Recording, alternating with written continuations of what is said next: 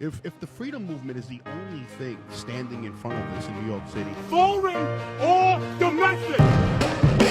Who do you serve? You serve the state. You serve the New World Order.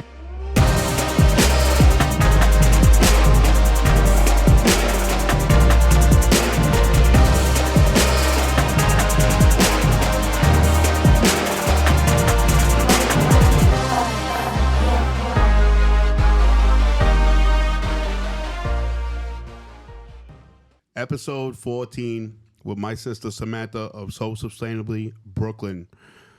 Welcome, Samantha. Thank you for having me. Really excited to talk about all the things I'm doing and how I'm being sustainable in New York City.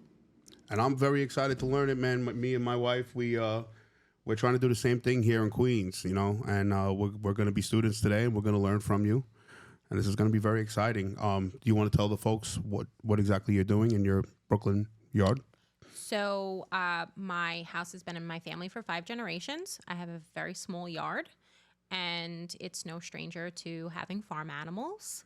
My great-grandparents had ducks and chickens and rabbits, and being of Italian descent and an Italian culture, it was just, it was part of the culture to be able to, raise your own food, to be able to use different types of techniques to preserve your food, right? Like, we love all different kinds of Italian meats and Italian cheeses and, all these different, ways that this particular culture and many different cultures preserve their food. So this has always been a way of life for people. So I really wanted to be more conscious of where my food came from. So ingredients are incredibly important to me. And doing this, I'm learning about how to, garden in my 3 garden beds. I have a flock of 5 chickens, and I also preserve food. And I do this through canning, dehydrating. Right now, those are my 2 methods of food preservation. I'm canning and water bath canning, pressure canning. If I find a sale, inflation has hit us all pretty hard. So I think it's important to take advantage of those sales. What's good about pressure canning is everything's shelf stable. So you don't need refrigeration for meat, for vegetables, for acidic foods, non-acidic foods. There's different techniques that can be done in order to make those things shelf stable under USDA regulations for up to 2 years. That's a beautiful overview, because I think most people don't understand that this is information that our great grandfathers had, and it's kind of been taken out of the society. What is this type of information? How could this help a person that's living in Brooklyn or Manhattan, in the boroughs or in the cities? How can this information be valuable to them? So, when things go on sale in the grocery store, usually those things are ripe, ready to eat, or they're about to expire. You can buy in bulk, or you can cut out the grocery store, buy farm direct, and then you can take that bulk items and you can preserve it so that you can eat it over time. So you don't have to eat right away. So I'll give a random example of, organic pineapple. It's pretty expensive. We find that, when you go to the grocery store, you hear the beeping and everything's adding up, and things that, 3 bags of groceries are costing you hundreds of dollars, as opposed to, not too long ago cost us half that. Right. So if you're able to find sales, buy things in bulk, where like a pineapple, if it goes on sale, you're not going to buy 10 pineapples. How could you eat all of that? So you can then preserve them, can them, and then, they'll be shelf stable for you. And you don't have to worry about, it's organic. What you're putting in that jar, as opposed to buying, canned fruits and vegetables. It's good, but for someone who is conscious of ingredients, this is the way I'm able to feed my family a better diet on a budget. Right. So you have live animals in your yard. You're growing vegetation, Yes. and then you also are canning and storing, doing that process. So there's going to be a lot of people watching, and they can pick and choose which if they want to do all three. But what type of person is this for? Like with inflation happening and stuff like that, this information, who could this help? This type of information. This can really help anybody. If you're interested in saving money, if you're interested in taking advantage of sales, buying in bulk, making sure that you're able to store things for a rainy day. Someone could lose their job. Someone could, fall on hard times. And to make sure that you have extra is a good thing. During the pandemic, people were fighting over toilet paper. Right. You don't want to fight over necessities. Every time we have a storm in New York City, you're seeing that bread and milk flies off the shelves. Yeah. Having things in the house that are necessities when you don't have to go out when there's an emergency. You don't have to go out during a storm, and you're prepared. Being prepared is not like, let's have a doomsday bunker. Right. Being prepared is just making sure that your family's okay. Powerful point, Samantha. Powerful point. So we'll get into the process.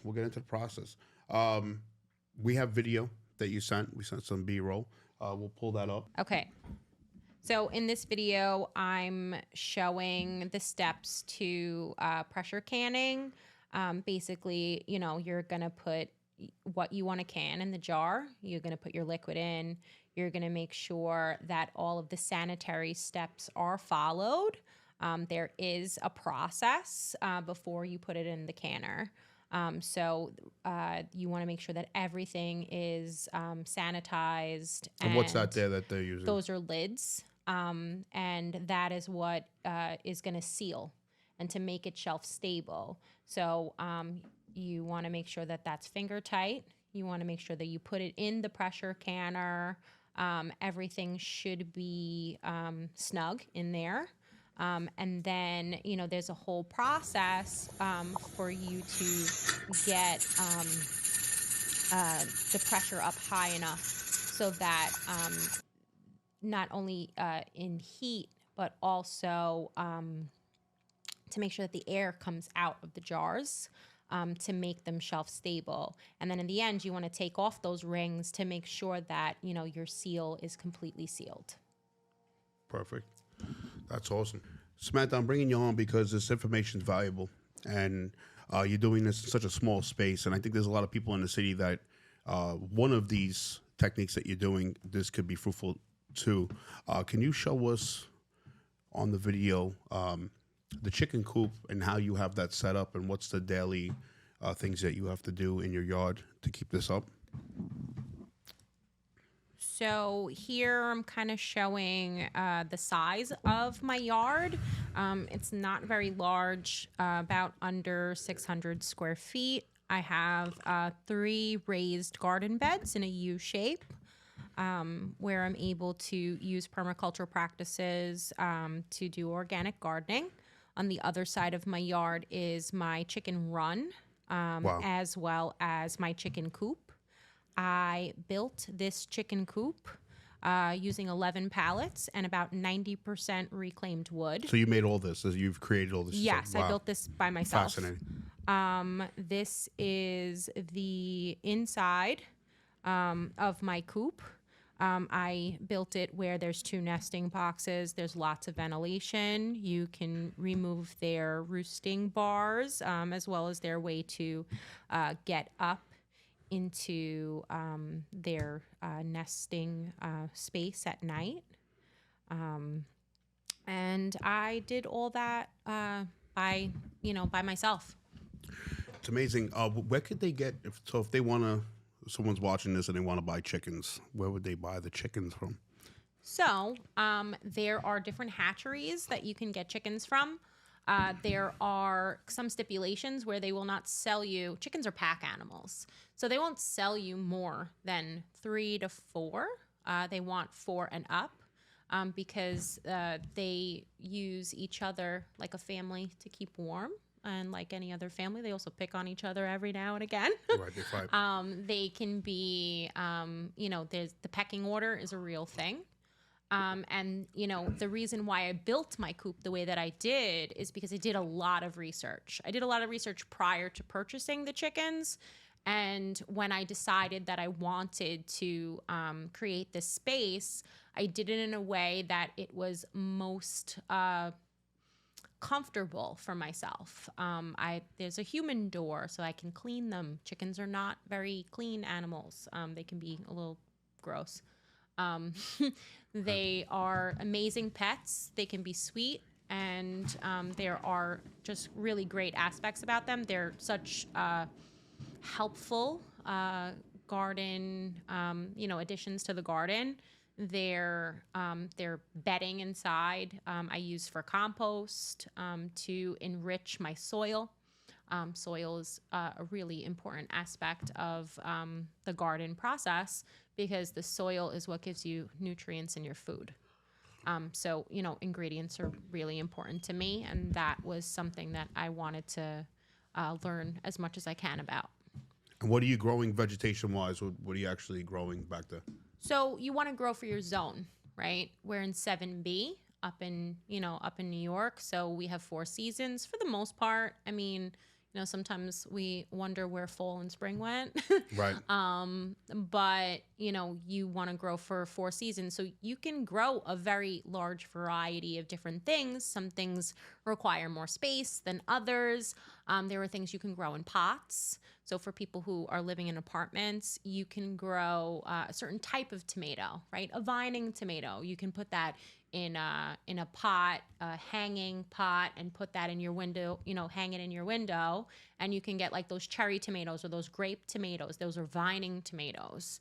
And those are easier for you to grow in like a pot. Or you can buy grow lights. Grow lights mimic the sun. So if you don't have a yard space, yard to use, yeah. You can, grow things in a grow tent with lights or on a shelf with lights. You can, if you don't have enough window space. But it is very possible, because when you think about eating local is very, very important because from the time your food is picked to the time it gets to your plate, the nutrient level starts to go down. So even though you're eating those foods, you might not be getting the nutrients. Whereas if you were eating it locally, there's more nutrients because it's more fresh. So from the time it's picked to plate, it starts to lose right away. So, you can grow lettuce in a pot. You can, grow all different types of vegetables inside your house. If you Google it online, there are a bunch of different things that you can grow inside. So without talking about the storing itself and the canning and the jarring that you're doing, how much are you growing? Like someone's going to probably say, all right, yeah, she has a couple of vegetables and maybe some fruit and a couple of eggs. What are you saving when you're going shopping at this point by growing your own food and storing your own food? So it's a learning process. So I'm still at the point with growing my own food that there are some things that are trial and error. Even the most seasoned farmers, sometimes they have a great season, great harvest. Sometimes weather doesn't work in their favor. Being in New York City, I had, a little issue with rodents eating my garden, one year. Crazy. So there's, things, it's not something that's guaranteed.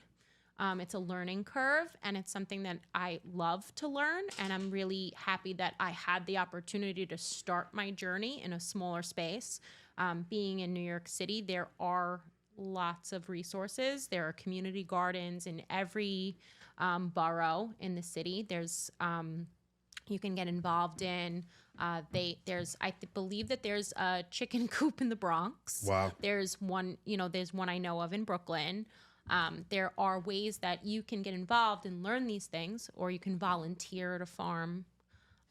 They're always happy to get someone to help them do the work because it's not, it takes work. People are so removed from their food and where it comes from that they don't necessarily, they go to the grocery store, they pick out stuff, they put it in a bag, And and they go home and they cook it, 100%. or they go to their freezer and pop something in the oven. And nobody really realizes what it takes to make sure that we're all fed something that's giving you real sustenance, that's making sure that we're healthy. The American diet is something Horrendous. that's not, Nutrient dense.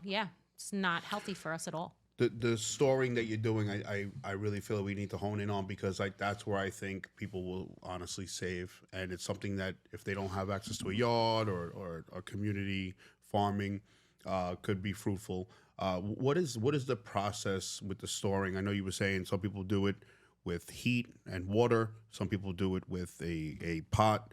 Do you want to go into the tools to actually store correctly? Yes. So there's two different ways that you can can, right? There's water bath canning. Those are your more acidic foods like tomatoes, stuff you're going to pickle. Things that are not acidic like meats, vegetables. Those need to be pressure canned. There's a special pot that you need to purchase. There are different various prices. There are tried and true pots that people have used for decades that you can pass down to your children that are a little more expensive. There's some other options that are fantastic on the market that are more affordable. They can range between $120 to $400. Just kind of depends on what your budget is and what you would like to spend. They all do the same thing. And is there any brands that you would like to say? There's a few. There's three that are pretty well known. There's Presto. There's 4 Jars. They just dropped a really good canner that I'm excited about. And then All American. All American is a very big household name. Everybody knows about All American who does canning, and people pass those along to their children.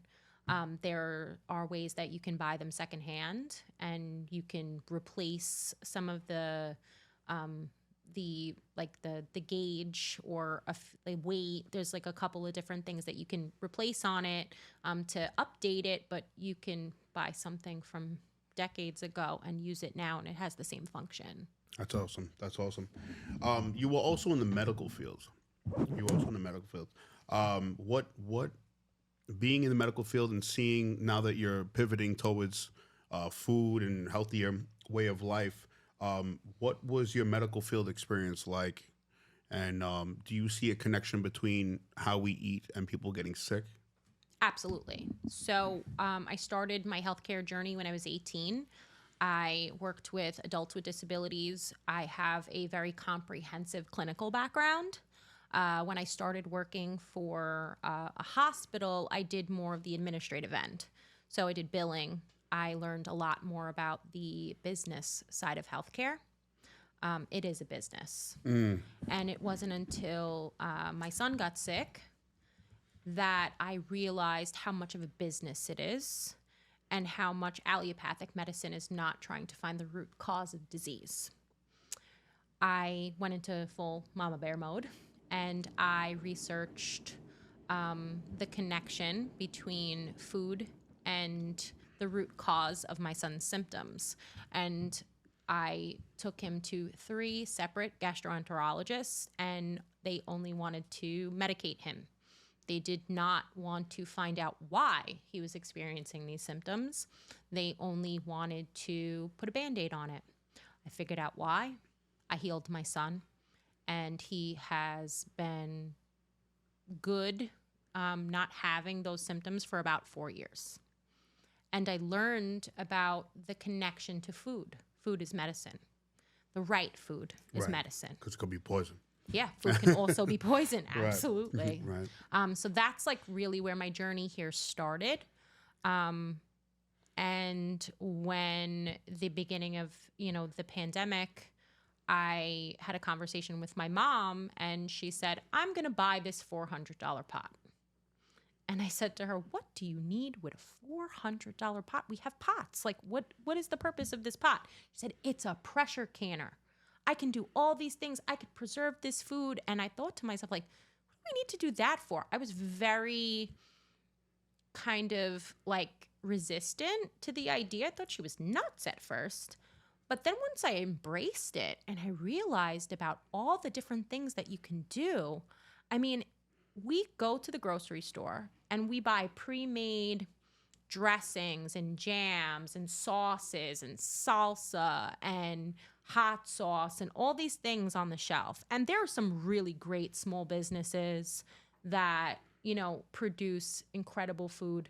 There are farmers that, limited ingredients, stay away from the stuff that, unfortunately is poison that's in a lot of our food. There is a wave of like moral capitalism that's happening, and I think people that are health conscious are really driving that.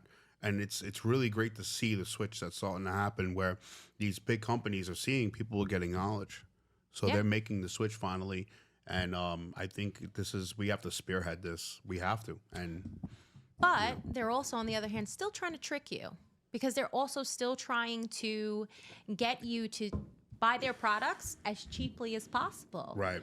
So we're finding out that a lot of the companies that we have known to grow and, grow to love, that, we trusted, some of them are selling out to some of the bigger brands that do not have our best health 100%. in mind. And it's unfortunate. So, being conscious of ingredients is really important. And, canning your own food and making sure that you have a way with inflation to continue to feed your family in a way that is not only sustainable for your wallet, sustainable in crisis, but also creating life-changing options where, you wouldn't be able to necessarily do that if, your budget wouldn't allow. And you can go buy in bulk. You can go take advantage of sales, and you can, store your food in a way that it's convenient too. I mean, I could make a bolognese sauce on a Sunday night for my family in 10, 15 minutes based on what I have on the shelf with things I've canned from 2021. Samantha, give an example, because I really want to drive this home, guys. Like, you were telling us that you can meat, you store meat, and you can hold it up for 2 years on the shelf. Yeah, so there's different processes on how to, how you want to present it, as a finished product, right? So I want to say, there's something called raw pack. So you can pack a glass jar, a mason jar, with raw meat, and it cooks it in the pressure canner. Wow. You put a little salt in it. And that's for preservative? Yeah, and you can also season it if you want. It enhances the flavor. You wouldn't think, when you think of that, you might think it like the meat might be tough, but it's actually like it shreds. It's delicious. In the cooker itself. Yeah. Wow. So you can make a beef stew that you would expect to simmer on the stove for hours. You can make it in under a few minutes. It's we all want convenience, right? We live in an era where, Amazon brings you your packages in 2 days. Fast food. People don't they want things now. So this is another convenience. It's another convenience, but at the same time, it takes a little work. Right. Let's talk preservatives. What are you putting in these jars to make them last that long? Salt. Salt is a natural preservative. You can use salt for the stuff that you're pressure canning. As far as the acidic stuff, the acid works itself. When you want to do like jams, jellies, things like that, sometimes fruit, sugar. As a preservative? Organic sugar. That's interesting. And then you can control the amount. So like I make jam, blueberry jam for my son with organic frozen blueberries. It ends up being cheaper than buying jelly from the supermarket. I'm not putting pectins in it, which is, that's a preservative that is used to make it like gel, to be like the jam that to like spread on your bread. Mm-hmm. And I'm able to do that with control the amount of sugar. if you look on the jar at the ingredients, right, you're going to see that there's like 9 grams of sugar, 10 grams of sugar in a serving. Yep. That's a lot of sugar to give to a child. That's a lot of sugar to give to an Anybody, adult. So you can control, the level of preservative or anything that, you know what you're giving your family. Why do you think these companies are putting 7 different preservatives that we don't know, like the agent or what these ingredients are? Or why do you think they're hiding ingredients under certain names? Why do you think these companies are doing that? Squeezing $1 out of 10 cents. They want to make more profits. It's profit driven. And how it's connected with the healthcare system is that, keep you sick, bill your insurance. If you are living a healthy lifestyle, if you're doing lifestyle changes and you're more healthy, you're not going to need the healthcare system. It's a closed loop. So they need you to come back, and this is why everything's such a Band-Aid system. Yeah, absolutely. You really see that when they just try to throw medication on you every time you go in. There's always you need this, you need that. I see people like now they're in their 30s and they're on blood pressure medicine and cholesterol medicine, and it's I don't think it's supposed to be like that, and they never get off. No, because there's no incentive to get you off. Why would they do that? You come every 3 months for a doctor's appointment. It's like a cash cow conveyor belt. And that's what I realized when I started working in the business side of healthcare. That's why it wasn't hard for me to leave. Right. That's why I made the decision that I made, pretty scared, but everything that I've done up to this point has pushed me in a direction closer to nature and closer to a holistic view of healthcare, real health, as opposed to a system of keeping you sick in order to profit from your misery. And that, in my opinion, is, what the healthcare system currently is about. You coming from that field and saying that is so profound. And it's really important for people like yourself. And you did 17, 18 years in the medical field and then left because of the mandates. Yeah, absolutely. So we just had John McCarry. I know you know John McCarry. He left around 18 years as well. And you guys are, in my eyes, in our household, you guys are heroes, And the fact that you are now sharing this information to fix the problem is really important. And it's sad that the system is not sharing these gems and showing the right way to have a lifestyle. Yeah, I mean, your average doctor is getting maybe 25 hours of nutrition education, and that's new. There was a point where I'm not 100% sure, but I believe it was about 11 hours of nutrition education through their entire medical education to become a doctor in medical school. That should be the other way around. Yeah. Wow.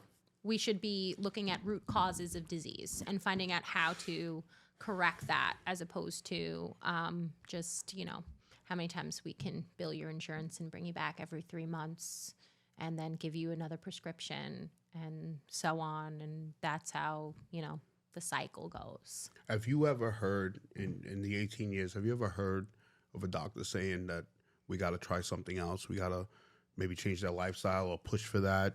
Have you ever seen pushback, someone trying to do that and there was pushback not to advise in that way because it's considered holistic or not? I found that they don't necessarily know about other options. They're taught pharmacology. They're taught, how to use medication to alleviate symptoms. They're not necessarily taught why those symptoms are occurring and how to then, alleviate those symptoms in a more natural way. And then again, if you think of the culture, people are not deciding for themselves that they want to make changes. How hard is it for somebody to go to the gym? How hard is it for somebody to abstain from different, food choices? How hard is it for people to quit smoking? So it feeds the beast. Yeah, and the medication allows them to continue to eat these bad foods, and they become a reoccurring customer. Accountability. Yeah. No accountability. Perfect system. Yeah. A lot of money to be made. Oh, yeah. On our ignorance. Mm-hmm. And, and I love what I'm doing now because it gives me the ability to do that on a budget. So many people I can't do that lifestyle change. That's for rich people. Yeah. I can't eat organic. That's for rich people. Well, if you shop sales and you do it smart and you learn how to budget, it is doable. I'm a single mom. I live on a tight budget, and I am able, even with inflation, even with not working for a year and a half, I was able to live off of my savings and create a system where my family continued to eat healthy. My family continued to we were able to be conscious of ingredients, and I love being able to teach other people that because I think it's so important for moving forward. There's so, I can go into so many different things, but I think this is the way of the future. I think this is the way people are going to want to live their lives. The more they Smarter health learn. decisions, yeah, and it's all lifestyle changing, and that's the main thing because we're seeing kids we're in our 30s and we're seeing people our age and that they're dying. They're literally just dying. They look 50. They're out of shape. They're sick. They're on medications. And I'm saying to myself, this is progressively getting worse, not better. And we have the biggest, bulkiest medical system ever, and it's getting only worse with all the technology we're supposed to have. Yeah, and some more because medications. People have no accountability for their actions. They're, pushed to continue whatever they're doing and get a Band-Aid and take this medication, take that medication, and not, decide that they're going to do anything about the problem. And, our fertility is going down. There's all these different things that, it's like the elephant in the room that nobody's looking at. Right. So this is why I think your information is so important, because we hear these rumors that there's going to be a digital system, and you're basically already set up that if this rolled out, this digital system rolled out, they couldn't strangle you or stop you from creating food for your family, right? So I think we got a small taste of controlling the masses, right, during the pandemic. If you didn't want to comply with certain things, you were ousted from society, right? Who's to say, hanging someone's livelihood over their head, who's to say that, they'll never hang your food sources over your head? I think it's important to learn and to, start where you are, learn where you're at. About skills and how to make yourself as self-sustainable as possible. Part of that is making relationships with farmers, cutting out the grocery store. A lot of the food that you get in the grocery store is coming from being flown in from other countries. We're complaining about carbon emissions. They want to put a carbon tax on what you're ordering and, driving and eating meat and all this stuff. But they're flying in almonds and they're flying in all these plant-based things from other countries on fueled jets. Right. So Doesn't make any sense. a lot of it is, hypocritical, in my opinion. That's why local is so important. Making relationships with local farmers under an hour from your house, making relationships with local community gardens where you can grow your own food if you don't have a yard, learning how to use a grow tent with lights or lights on a shelf in your house, how to, microgreens. There are all different ways on different scales that you can learn things, right? If you are not dependent on their system, they cannot control you. And what's going to happen, if they bring in some kind of social credit score and you've been naughty, they don't like what you're saying on the internet, or they don't 100%. like your personal beliefs, your political beliefs. What are they going to do then? They're going to say you can't go buy food at the grocery store. You can't work. They'll limit you. Yeah. Yeah, they'll limit Your money. your freedoms, your money. Like, look what happened in Canada with the truckers. Yep. They cut off their bank accounts. When we create our own systems that are, legitimate and we support our local farmers so that they can continue to operate. No farmers, no food. We have to support them. And local farmers, like there's so many corporations that are buying up farmland. Our local farmers need our support more than ever And so deal that with they them can directly. operate. Yeah, deal with And them it's directly. healthier. Yeah, it's deal with them directly, and it's much healthier for your family. And for instance, I bought a half a cow. What, a half a cow? I bought a half a What'd you cow. do with the other half? Well, the farm kept the other half, but Crystal like them. so what happened with that is that it was a lot to shell out initially. It was $2,000 for half a cow. Wow. Depending on what farm you go to, will depend on what their prices are. But when you think about it, right, a half a cow can feed a family of 4 for a year, beef 3 times a week. And then what happens is that you break up $2,000 over the course of 12 months. It ends up being $166 a month. Now, you tell me if buying steak from the Right. grocery store, ground beef, whatever, beef you want to eat from the grocery store, if that is going to cost you $166 a month for 12 servings to feed Well, I'll your tell you family. this: we go to a butcher and we spend every 2 weeks. We spend around $300 to $400. So you definitely get your money's worth within 3 months, let alone 12 months. And it fits in a 7 cubic foot freezer, which is like 2 feet by 3 to 4 feet. So chest freezer, it's not going to take up a lot of room in your house.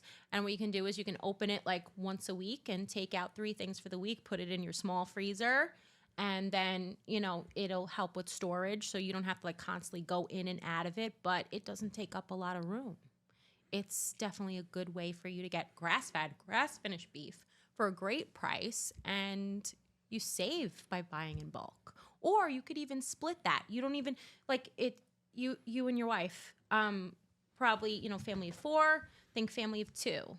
So quarter cow, you can get the price of a half cow and split that with another couple. Right. And then you each get a quarter cow each, and the farm will split that up for you. They'll give you your cuts. You do a cut sheet. You choose what you want.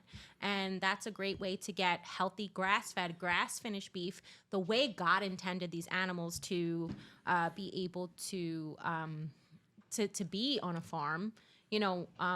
Huge feedlots for cows and not feeding them their ancestral diet that they're supposed to be eating of grass, feeding them corn and soy. That's what's creating carbon emissions. That's what's creating the problem. There are farms, like if you look at white oak pastures in Georgia, they're carbon negative. And they're feeding them grass. And they're feeding them grass. Look at that. Look at that. Samantha, I want to get into the New York du jour, and I just want to say to you that your growth in this group has been amazing to watch, because I remember you first coming on and you were nervous to speak up and stuff.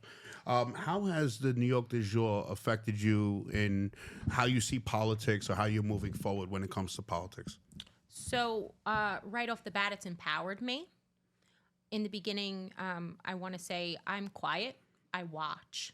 So I'm a listener. I want to learn about, what's going on around me. And when I kind of, in the beginning of all this, I thought to myself, like, oh, that's unconstitutional. They can't do that. And I've come to realize over time how incredibly uneducated I was about the law and about how our government is run and how it works. People talk about, saving our democracy. We are supposed to be promised a Republican form of government. We are supposed to run as a republic and not democracy. Like, if you understand these things and how they work, and you're not learning that in school. They're not teaching us that. So you have to kind of like relearn everything you thought that you knew, and it's mind-blowing.